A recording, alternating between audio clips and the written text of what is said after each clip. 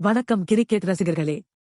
IPL 2026 தொடரின் மிக முக்கியமான 30வது லீக் போட்டி ஏப்ரல் 20ஆம் தேதி அகமதாபாத்தில் உள்ள நரேந்திர மோடி மைதானத்தில் நடைபெற்றது. இந்த போட்டியில் உள்ளூர் அணியான குஜராத் டைட்டன்ஸ் மற்றும் மும்பை இந்தியன்ஸ் அணிகள் பல பரீட்சை நடத்தின. தொடர்ந்து 4 தோல்விகளை சந்தித்து புள்ளிப்பட்டியலில் பின்தங்கியிருந்த மும்பை இந்தியன்ஸ் அணிக்கு இந்த போட்டி ஒரு வாழ்வா சாவா போராட்டமாகவே அமைந்தது. மறுபுறம் சிறப்பான ஃபார்மில் இருந்த குஜராத் அணி மிகுந்த நம்பிக்கையுடன் களமிறங்கியது. குஜராத் டைட்டன்ஸ் அணியின் கேப்டன் சுப்மன் கில் தாஸ் வென்று முதலில் பந்து வீச முடிவு செய்தார். முதலில் பேட்டிங் செய்ய களமிறங்கிய மும்பை அணிக்கு ஆரம்பமே பெரும் அதிர்ச்சியாக அமைந்தது.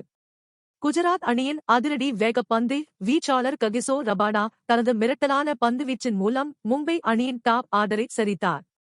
தொடக்க ஆட்டக்காரராக களமிறங்கிய இளம் வீரர் டேனிஷ் மலேவர் 2 ரன்களில் ரபாடா பந்துவீச்சில் LUPUW முறையில் ஆட்டமிழந்தார். அடுத்த சில ஓவர்களிலேயே அதிரடி வீரர் குயின்டன் தீகாக் 13 ரன்களில் ரபாடாவிடமே கேட்ச் கொடுத்து வெளியேறினார். ரசிகர்கள் பெரிதும் எதிர்பார்த்த சூரியகுமார் யாதவ் களமிறங்கினார். ஆனால் ககிசோ ரபாடா வீசிய 152.1 கிலோமீட்டர் வேகத்திலான ஒரு அசுரத்தனமான பந்தில் 15 ரன்கள் எடுத்திருந்த சூரியகுமார் யாதவ் கிளீன் போல்ட் ஆனார். அணியை சரிவிலிருந்து மீட்கும் மாபெரும் பொறுப்பு நமன் திர் மற்றும் திலக் வர்மா வசம் வந்தது. இருவரும் நிதானமாக விளையாடி ரன்களைச் சேர்த்தனர். நமன் திர் 32 பந்துகளில் 45 ரன்கள் குவித்து ஆட்டமிழந்தார். அதன் பிறகு களமிறங்கிய கேப்டன் ஹர்திக் பாண்டியா 16 பந்துகளில் 15 ரன்கள் எடுத்து முகமது சிராஜ் பந்துவீச்சில் விக்கெட்டை பறிகொடுத்தார். ஒரு கட்டத்தில் 22 பந்துகளில் 19 ரன்கள் மட்டுமே எடுத்து மிகவும் நிதானமாக விளையாடி வந்த திலக் வர்மா திடீரென தனது ஆட்டத்தின் கியரை முற்றிலும் மாற்றினார். குஜராத் பந்துவீச்சாளர்களை நாலாபுறமும் சிதறடித்த அவர் அடுத்த 23 பந்துகளில் 82 ரன்களை குவித்தார். குறிப்பாக அசோக் சர்மா வீசிய 18வது ஓவரில் தொடர்ச்சியாக சிக்சர்களும் பவுண்டரிகளுமாக விளாசி 26 ரன்களை குவித்தார். பிரசித் கிருஷ்ணா வீசிய ஆட்டத்தின் கடைசி ஓவரில் 22 ரன்களை விளாசி வெறும் 45 பந்துகளில் தனது முதல் IPL சதத்தை பதிவு செய்தார். இறுதியாக திலக் வர்மா 101 ரன்கள் குவித்து இறுதிவரை ஆட்டமிழக்காமல் களத்தில் நின்றார்.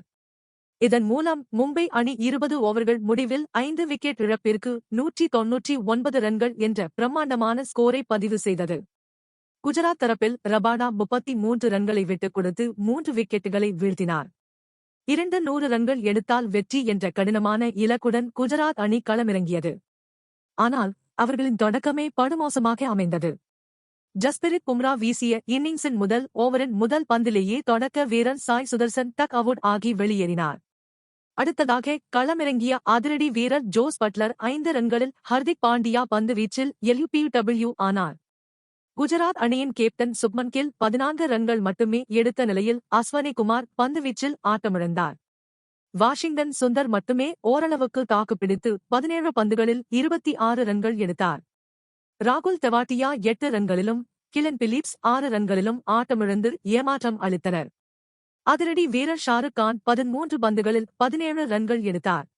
குறிப்பாக அஸ்வனி குமார் மிகச் சிறப்பாக பந்து வீசி 4 ஓவர்களில் 24 ரன்களை மட்டுமே விட்டுக் கொடுத்து 4 முக்கிய விக்கெட்டுகளை வீழ்த்தினார். இறுதியாக குஜராத் டைட்டன்ஸ் அணி 15.5 ஓவர்களில் வெறும் 100 ரன்களுக்கு அனைத்து விக்கெட்டுகளையும் இழந்து ஆல் அவுட் ஆனது. இதன் மூலம் மும்பை இந்தியன்ஸ் அணி 99 ரன்கள் வித்தியாசத்தில் அபார வெற்றி பெற்றது. தனி ஒருவனாக நின்று 45 பந்துகளில் சதமடித்து ஆட்டத்தின் போக்கையே தன் பக்கம் திருப்பிய திலக் வர்மாவுக்கு ஆட்டநாயகன் விருது வழங்கப்பட்டது. இந்த அட்டகாசமான போட்டியின் மூலம் மும்பை அணி மீண்டும் வெற்றி பாதைக்கு திரும்பியுள்ளது. மீண்டும் அடுத்த போட்டியின் சுவாரஸ்யமான தகவல்களோடு உங்களை சந்திக்கிறேன். நன்றி, வணக்கம்.